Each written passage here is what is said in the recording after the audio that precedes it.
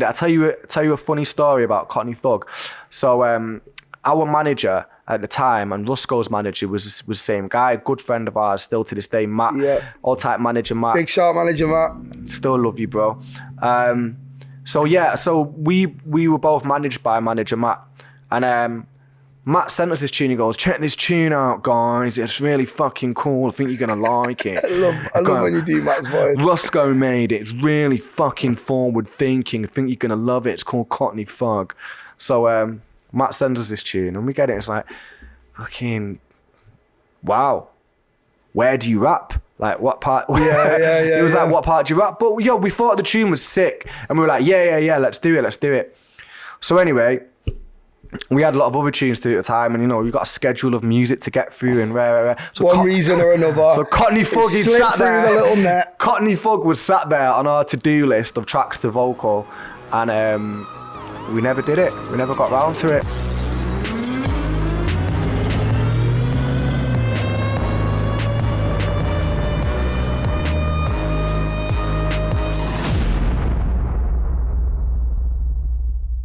You are watching The Rundown. My name's Nick. I'm Jay. All right, today we are discussing the evolution of dubstep from where it started to where it is today.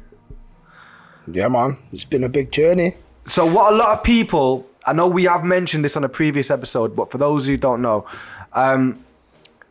grime and dubstep, once upon a time, were one genre of music. Now that sounds crazy today if you think about dubstep, someone at the pinnacle of that scene, you might argue is Skrillex. And then if you look at the grime scene, you could argue someone like, say, Skepta or Stormzy would be at the top of that scene. You would maybe never, in 2021, put together the fact that Skrillex and Skepta or Stormzy, the roots of both of their sounds and genres comes from one place. So in the early 2000s, 2003, 2004, it was all one music, which essentially was called grime.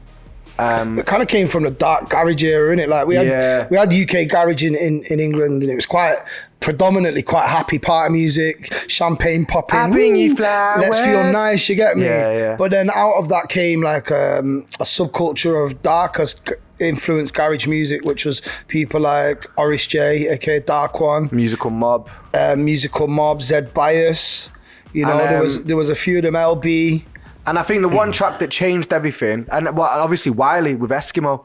Yeah, man. So I think, in fact, these are two good points. So the two tracks that changed the whole UK culture of that music, and that was Musical Mob, Pulse X, and Eskimo by Wiley.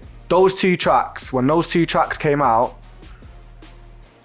the whole culture of the scene changed, and it was like the end of the whole party music, the end of the champagne popping, put your shoes on and tuck your shirt in and go out and dance. And it was more about get your tracksuit on, tip your hat low, put your trainers on. It was tales from the streets, wasn't it? And it was gun fingers in the air. It became more like street commentary as opposed to like party hosting. Exactly. And it became more lyrical and dark, and the beats became darker. Yeah. The snares became harder and sharper. But like, I think like, so for me, like if I think about early dubstep had a lot more like dub elements to it. A lot more of a reggae influenced vibe. Like Mala. Yeah, Digital Mystics, man. Bare people who kind of pioneered that sound, like Benga, Scream, a lot of people. And it definitely had a bit more dub in the step. I think like when you look at dubstep today, and that's where the word step comes from two-step, from garage, because people were still anchoring onto the end of that two-step era, and it was almost like the dub step became what was the two-step garage vibe. Yeah, man. So like, but whereas today's sound of dubstep, it's like, first and foremost, the production level, the skill level, the sound design level. It's totally different. It's what these producers are doing these days. It's just technically incredible. It's insane. From a technical standpoint, from a musical standpoint, a lot of great dubstep producers these days are like very well accomplished, classically trained musicians as well. Do you know what I mean? A lot of them play instruments, a lot bass, you know, it's... Back at the beginning of the scene, a lot of people would be making tracks on PlayStations. They'd be making it on like Reason. I mean, there's nothing wrong with Reason. People still use it today. But really, the really earlier versions of Reason, people were making these tracks on. And then... But you know, like when just going back to like when I was comparing the two sounds really, like obviously with technicality, sometimes some people may think that it can lose a bit of soul sometimes, and I would say that can be true in some instances. Whereas the old dubstep might have been a little bit more primitive in terms of the production skill level. Obviously technology's advanced a lot since then as well, but I think the ideas were perhaps more creative than sometimes they had more like vibe in it. Like vibe is important, and you might have a song that's maybe not the most technically mixed down or technically technical sound design, but it's just got a wicked vibe. Do you know what I'm saying? And I think that's where the best dubstep of modern dubstep lies for me personally, is where you find a producer who is, number one, super technically gifted and accomplished, but number two, just understands vibe. You get me? And can bring a vibe to the dance. So that's what I think anyway. I think it kind of so we went from like the very early dubstep sounds of like your Digital Mystics, Benny Hill, Benga, Scream, and that sound really started to develop, and it gained popularity. But where things really started to change was when Rusko released Cockney Thug.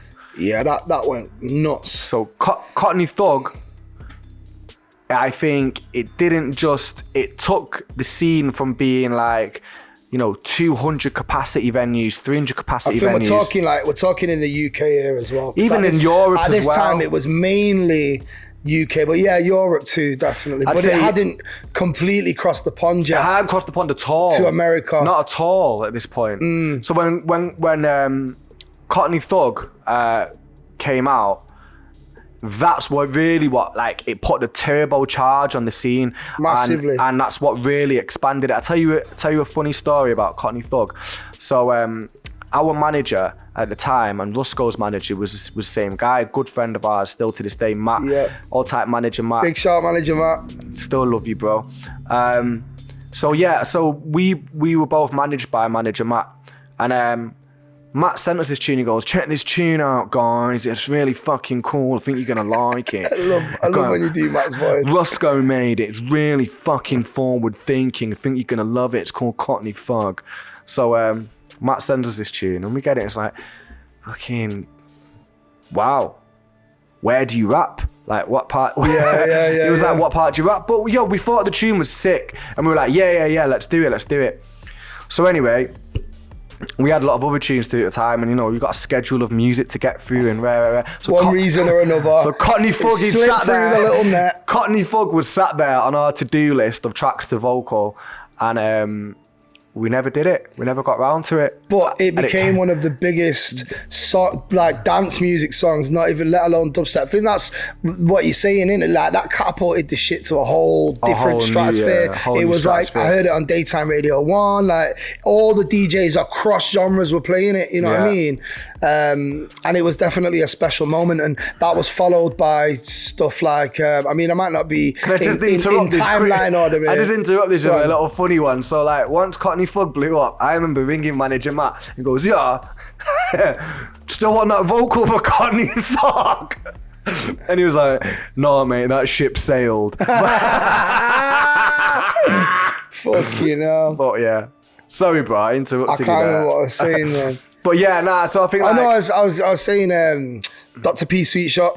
That was later still. Yeah, We're not there yet. Midnight request line. Midnight request line. But I'll fire him off the top, fam. Flux Pavillion, I Can't Stop. Massive moment. That was a moment. Well, obviously that got sampled and used by Jay-Z and Kanye 2 years later. On Watch the Throne. At the time, you got to think as a record. Yeah, when it came out, it was in huge. The clubs at the time. Huge.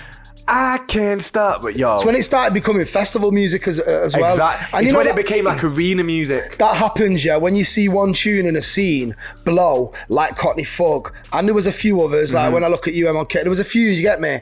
When you see something blow and it becomes festival-y, people start making tunes differently a little bit. Yeah. And I think that's what happened with dubstep, and that's when it started evolving and changing, you know what I'm saying? Yeah. Because once you start one tune DJing blows at up, festivals, it's a different response at a festival, and you kind of, do you know what I mean? Once one track gets to stadium level, then it kind of opens the door for the whole scene to go that way.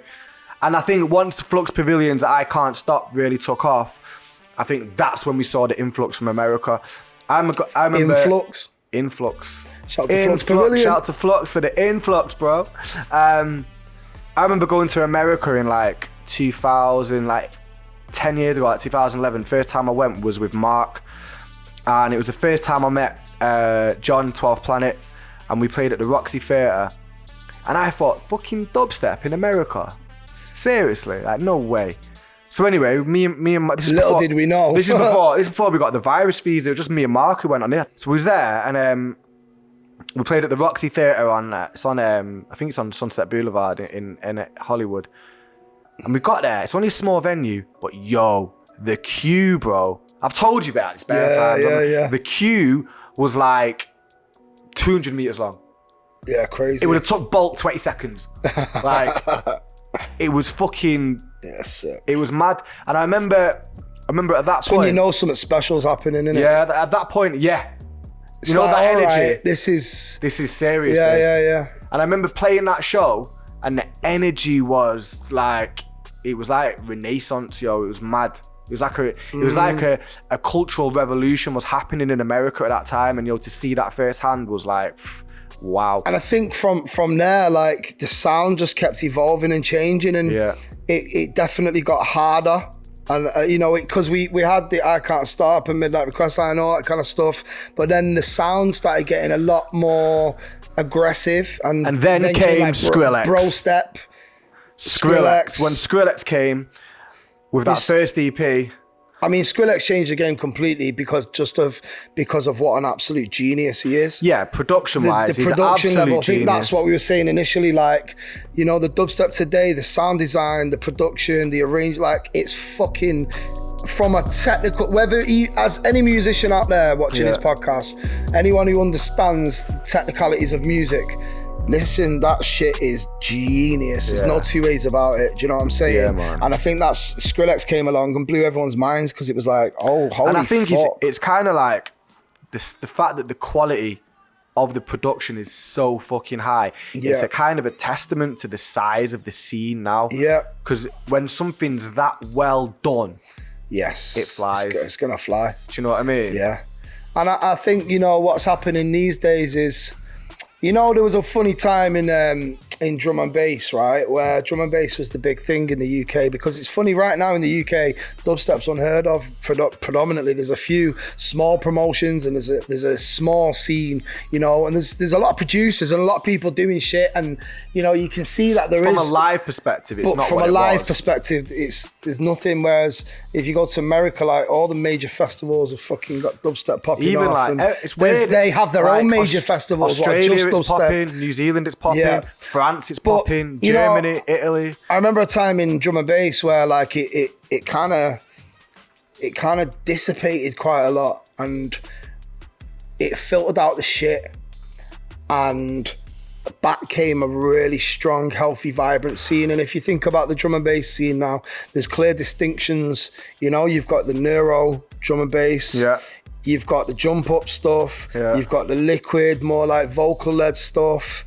And there's really strong scenes, subcultures within that overall bracket. Yeah. And somebody who would love to go and watch, say, Wilkinson or Subfocus would not necessarily go and watch Benny Ellen break, and vice versa. Yeah. I'd be in Benny Ellen break's room, sweating my back off. Do you know what I mean? But I wouldn't be in the main room with Wilkinson and Sub. You know what I'm saying? So, and I think my point, bringing it back to the evolution of dubstep, certainly in the UK, but I think globally, is that you can start to actually see some of these subcultures forming massively. now. Like we were talking about color bass before. Yeah. And rhythm. Yeah. And there's like even that off-key shit that Photon guy's making. Like there's all kinds of subgenres building within it. And what that does is it just breeds a real healthy scene where there's something for everyone and there's enough inspiration to take from each subculture and mix together. And it just gives like, you know, when everything's the same sound, because dubstep to me definitely had a period in time where there wasn't much innovation going on. It sounded very samey. 14, 15, 16 times. I'm so shit with dates. I don't even know how you do that. Oh, it's memory. My memory's a blessing and a curse. Around that time, when we kind of bailed out of it for a bit and started doing more hip-hoppy stuff and grime stuff, it was like, around that time, it kind of all got very samey. But I think that never breeds a healthy scene, and it. But then the renaissance of the new labels like Disciple, Never Say Die, when these labels really took and became, Never Say Die were kind of a bit of a foundation, I would say. They were relatively early. But they were. And when Skrillex won a Grammy, he won his first Grammy, he shouted out Never Say Die, yeah. Which did great things for them. But they didn't become the big label that they are now until later on. No. But that happened late, and I think that happened when the new dubstep that I think is like still, you'd say, is relevant now, around 2017, sort of 2018 mark, when these labels like Disciple and Never Say Die really came to the front line of dubstep. Did we start to see the scene that we have today? That was the beginning of that, 100%. Of that scene that we have today. And you know what's funny? It goes back to a conversation we had privately earlier off camera. About, we were talking about building a staple and how do you do it, and independent labels and whatnot. And we were saying like it's super important. Like what I think Never Say Die and Disciple have done consistently is just had amazing talent. They've just kept, you know what I mean? Like they just know how to find really talented people, and they've stayed like they've built like. They've built it as a family. Yes. And their marketing skills have always been their business is tight. Yeah, man. So on point, so ahead of the curve at all times. And I think it's maybe, obviously you've got to tip your hat at the other labels who have been about as well. There's quite a lot of them. Circus Records did a madness. Obviously they had the Flux Tune, the Sweet Shop. Circus have been, a foundation in this thing as well. And it's having infrastructures like those labels within a scene, people who that do things well. It to grow and become what it becomes. People who do things very well, market it well, got it tight, run a tight ship, sign great people. That's what really enables it. And every scene that has flourished has had some level of that. Do you get what I mean? You know what? It's funny, right? So me and again, I was talking with Rossi a while back. I think we might have been in Oz or somewhere. Yeah. And I was saying, in the UK, dubstep's just not big anymore. And he was like, I know, but don't you think it's strange that actually now dubstep is bigger than it has ever been? Yes. And it literally is. It's stadium music all over the world, everywhere. Other than England. I think it's genuinely going to make its way back, and it's going to end. It's inevitable. It's inevitable because, and you can already see it. Yeah, you can already see it. It's strange though, like because we go on tour all over the world and play like these amazing raves, and from China to America to Australia to all over Europe, playing these sick shows, like everyone out singing the lyrics, and you see the scene as a culture, a community, and it's just fire. It's just fire. But then in England, like that heart just doesn't exist in the same way that it used to. No. And I think perhaps it's because the pioneers jumped ship. In the UK, like a lot of the British pioneers. But saying that, there are a lot of British producers who are still massive all over the world. Exactly. There really is. That's what I think. I think about a lot of the British guys who are fucking killing it Yeah. in the scene. So Yeah. it's weird. Maybe there's just not it's an a much- infrastructure for it in the UK, and there's not. It's a much more global scene though now. Like, if you think, like, if we look at, say, some It's of the gonna top, come home, man. some of the top It's guys. like football. It's coming home. You got Virtual Riot, he's German. You've got Snails, he's Canadian. Yeah. Excision is Canadian. Company's from LA. Phase One is from Australia, from Sydney. Yeah. You know, I mean, in just those handful of names there, we're talking. Oliver's is from Leeds. Yeah, Leeds. No, he's not. He's from. Is it Hartlepool? Hartlepool, yeah. I might have got that wrong. No, he's from Hartlepool. Is it? Did I From get that it, right? He's got an accent like Alex's. yeah. Yeah, he's from up north. Yeah, I thought so. So it's like, it's a big global foundation of Course it producers is. now, which I think is really healthy for the scene. And I think where we are now provides a really exciting foundation for what it can become. But I think we are going to see a lot more subgenres. Me too, and I hope so too, because Yeah. it keeps it exciting and it keeps it fresh and innovative. Just look at all the other healthy, so look at house music, look at Yeah. techno. There's so many subgenres of those things, and that's what keeps it fresh, man. Yeah. That's what makes it be something for everyone. Do you Yeah, get and what that's I'm what makes saying? it cool as well, I think. Yeah. Where I think something dies when it becomes one-dimensional. 100%. So, I look forward to seeing more subgenres like colour bass and whatnot coming out of the dubstep scene. I think and- like what I'd love is if you lot would hit us up in the comments, yeah, man. send us a message, let us know what you think about the evolution of dubstep. Is there a time what you look back fondly to? Is there a certain period, a certain song? Like, you know, let us know what you think. Like, where do you think dubstep's going as well? How do you see it evolving? Do you see the subgenres kind of becoming more of a thing? Like, Yeah. let us know what you think. This is The Rundown. My name's Nick. I'm Jay. Make sure you like, comment, and subscribe. Hit the notification button. We'll see you next week.